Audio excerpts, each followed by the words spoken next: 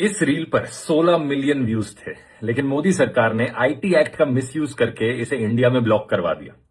यह है हालत आज के दिन दोस्तों देश में फ्रीडम ऑफ स्पीच की। अगर आप मोदी की तारीफ करो तो ये आपकी फिल्में बड़े पर्दे पर चलवा देंगे, लेकिन अगर आप मोदी की असलियत दिखा दो कॉमेडी के जरिए भी, तो ये आपके वीडियोस को सोशल मीडिया पर पे भी नहीं रहने देंगे।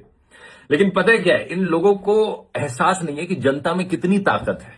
अब उन्हें जरा एहसास दिलाते हैं। मैं इस रील को दोबारा अपलोड करता हूं और इस बार इतना शेयर करना कि 30 मिलियन व्यूज क्रॉस हो जाए और डाउनलोड करके व्हाट्सएप पर हर जगह फैला दो। अगली बार 2 बार सोचेंगे ऐसा कुछ करने से पहले। पहली बात यह, हम रील बनाने वाले कभी भी अपने प्रधानमंत्री को गाली नहीं देते हैं। हमें हमारा संस्कार अच्छे से पता है।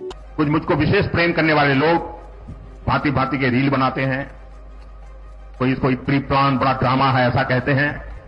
ये सारी गालियां मैं सुनता हूं।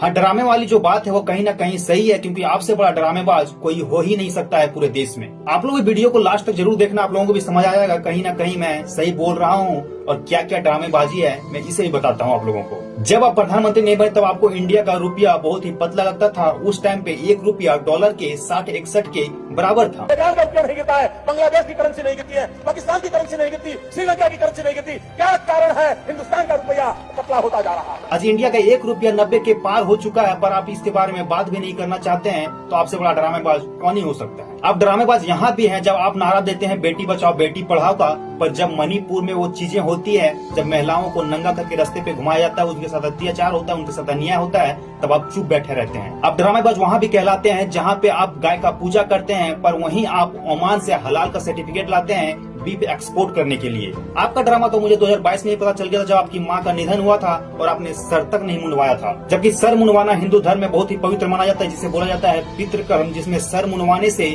आत्मा को शांति मिलता है। आपने खुद की माँ को आत्मा का शांति नहीं दे पाया और उस टाइम आप बोलते थे कि मेरी माँ को कुछ लोग गाली दे रहे हैं जो कि हमको बुरा लग रहा है। चलिए, गाली नहीं देना चाहिए था, आपको बुरा लगा अच्छी बात है, पर आप वो सोचिए जब किसी के बहन किसी के बेटियों के साथ रेप होते हैं और वो रेपिस्ट बेल पे बाहर घूमते हैं, तब वो घर वाले जब देखते होंगे तब उसे कैसा लगता होगा। वो ड्रामा तो आपका तब दिखता है जब वही रेपिस्ट लोग आपके पार्टी में मिलते हैं। या आप हमारे देश के प्रधानमंत्री हैं, इस चीज का हम लोग आदर करते हैं, पर सवाल पूछना हम लोगों का काम है। हम लोग सवाल पूछेंगे। जय हिंद, जय भारत। घूम फिर करके फिर तनाव आ गया।